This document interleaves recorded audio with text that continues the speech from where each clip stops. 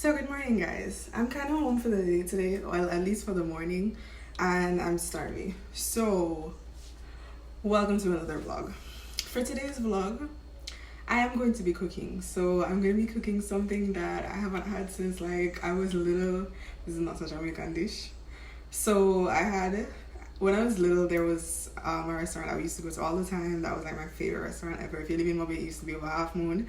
I don't remember what it was called, but it was like a pub themed restaurant, and they changed the management a lot.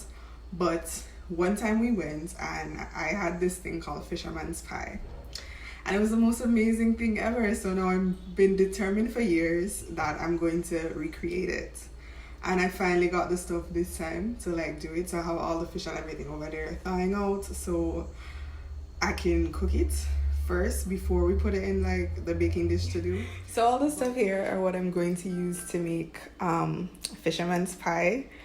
Mine and this block of cheese that's over here that's not aesthetically pleasing, so I'm not going to show you guys that. So we have unsalted butter. There's corn behind it. I have green peas and carrots because I wanted to add that. That's not like a must or requirement. I just wanted to. We need heavy cream. They said double cream in the recipe, but I couldn't find that at the supermarket, so we're just going to use heavy cream. There's Parmesan cheese. Originally, it's supposed to be fish stock, but I couldn't find any. Like in the supermarket, there was none. There was chicken stock and there was beef stock. So I just got the chicken stock because why not? You're supposed to use Worcester sauce, and for this specific recipe that I'm using, you need Worcester sauce. The thing was, it was also supposed to be like some English mustard, and I didn't see that in the aisle, so I just didn't get it. And we have some shrimp from Rainforest. This is just white fish. That's what it's called, white fillet fish. So fillet, no bones in it. So we have that fish. This is some salmon, that is pink salmon that's salted. And I'm just going to cut this up in cubes along with the other fish because this is soft now. I took them out to thaw out this morning. And then behind here is this big bag of potatoes that's already cut up in like wedges and thing. I do have fresh potato, but my mom got this in one of the Rainforest box packages that they've been doing since COVID and everything that's going on. So she's insisting that I use that instead of like the fresh Irish potato so I can get this out of the way. So we're gonna see how it works out with that. I hope it works, because if it doesn't, I'm gonna be so sad, because you're supposed to make mashed potatoes to like put on top of the seafoods. So here's hoping.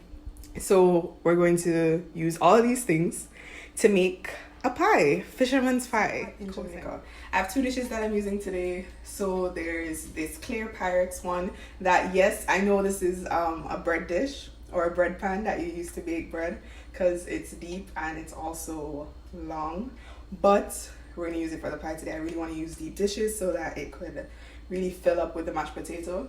And this other white Pyrex dish that I'm using. Oh, something else that I'm making today along with the fisherman's pie, I'm going to be making corn. So I bought corn from this corn. Yes, I know you can get regular corn at like the market and thing. I don't like those corns, they're hard.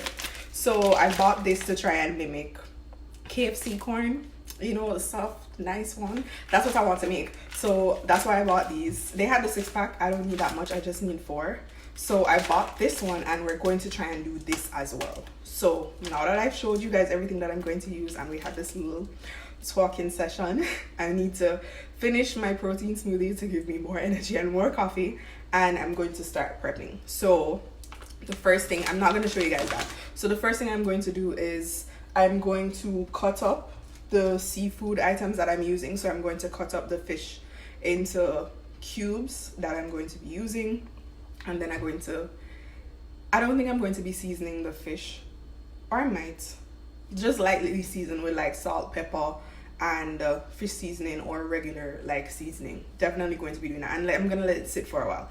While it's sitting, and the shrimp. While it's sitting, I'm also going to go and shred the cheese that I need, the block of cheddar cheese. I'm going to shred that and just give it some time to marinate. I also need to boil the potato. So you're going to see all of that happening, or I'll come back while like it's finished and I'm about to like prep the dishes to do everything one time. So yeah, I also need to organize stuff to make the sauce and thing. So I'll check in back with you guys when all of that done. This is the salmon, the pink salmon that was cut into cubes. I didn't put any seasoning or anything on this, as you can see, because my mom told me this morning that it's salted salmon, so I didn't want to end up over seasoning it and it would be too salt. So we're just going to leave that because I could smell the salt on it while I was cutting it up.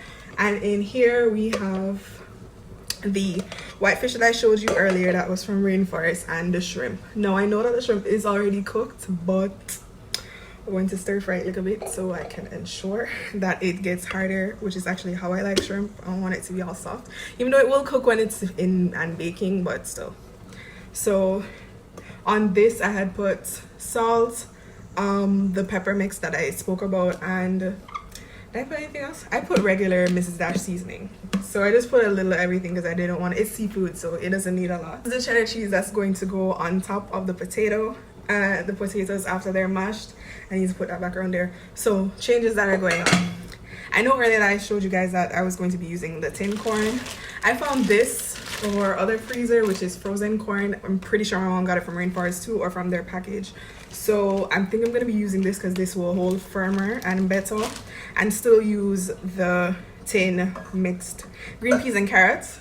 So some stuff that I left out. Something else that you need is you need flour. So I just took that out now. So I had left out flour. You also need white wine. I think those are the only things that I had left out. Yeah, I showed you guys everything else. Regular flour, if you live in Jamaica, you know this flour. I've been seeing it from ever. So regular flour, and the white wine is just a white wine that we have in the fridge. So it don't look white, but this is white wine. And yeah, it's alcoholic. We're just going to use some to make the roux. So basically a roux is a sauce that you're going to be making to put on top of the fish and everything. So you start off with the flour and butter. So you melt the unsalted butter that I showed you guys earlier first in the pot, and then after you gradually add the flour to make it thicker. After, when it's thick how you like it, then you add the white wine, and then after you add the cream to try and make it thick up. So you're about to see. So in here we have the fish with the roux mixed together, and I like something that's better to lift it out than this. We have the cheese. There is a shoe with the cheese, mashed potato. So I'm gonna take a spoon to lift out without mashing it some of the fish.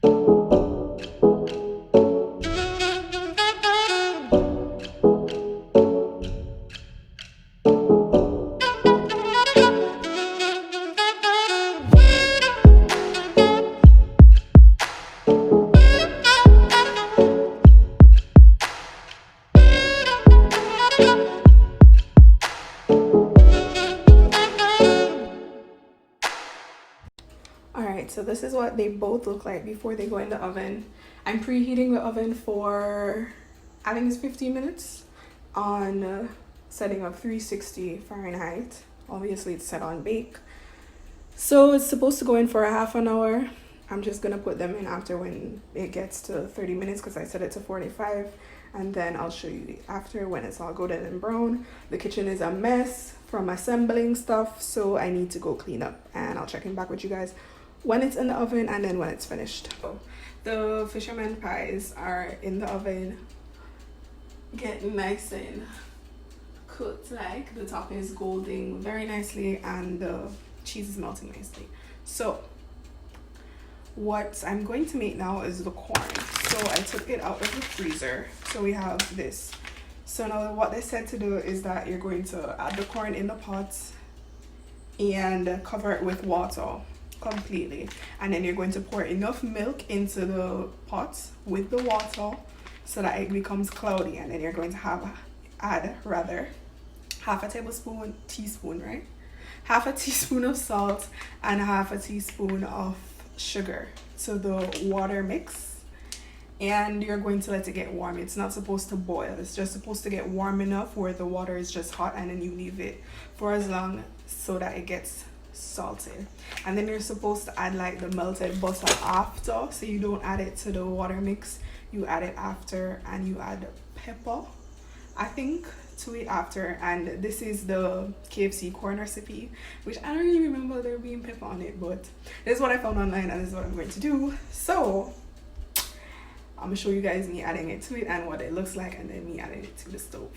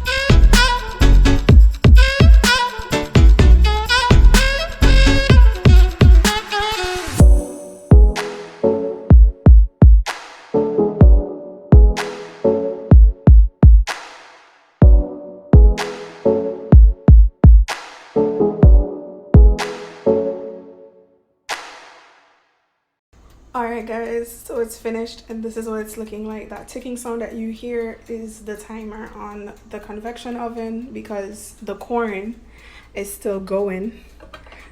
They said, of course, to keep it warm but don't let it boil. So it was almost boiling and I just covered it so that the heat will keep it in. And I'm gonna leave it in there for like a half an hour because it's 3 corns with that warm water. And yeah, I think it came out great. It's all golden and everything at the top with the cheese, and at the bottom you could see in the clear one where the potato is and where the fish comes, and the roux, it has melted down. Like the roux was really thick for me. Like I made mine thick in comparison to theirs and it shouldn't have been that way, but oh well. It's still good because theirs was very runny. I think I prefer mine where it's thick so the bottom isn't wet. So it's good. I'm gonna put it back in the oven so it will keep. And I'm just waiting on this to finish because I need to go shower and then like package the stuff for my friends for later and for tomorrow. So I do want to try it. Come back when I've tried it. But it has to cool now. I can't have it when it's like hot like this because I will burn off my tongue. So yeah, checking back when the corn is done and when I'm trying that, so you'll see the taste test. Smells very much like fisherman pie.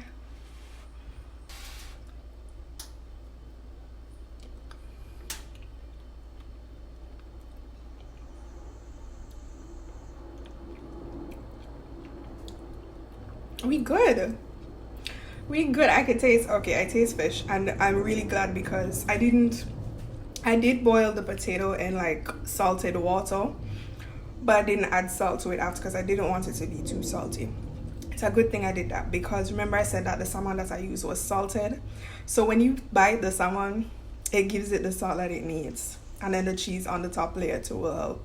So it tastes good. It tastes like, and then I like the fact that the peas and the corn and everything, we good. I just got some shrimp.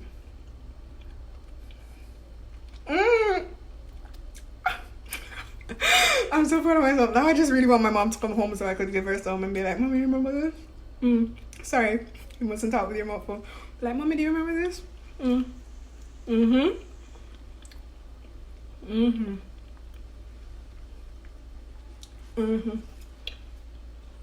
I did the damn thing. Did the damn thing. So excited because I know both of them taste good.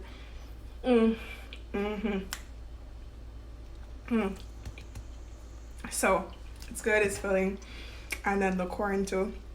So I'm put this back in the oven. I hope you guys liked this vlog. I watch cooking vlogs a lot because I don't know, I like watching people cook, like, and it gives you inspiration to try new things. If you want to try this recipe, fair warning, the ingredients are expensive. But I'm not gonna tell you that the ingredients are expensive.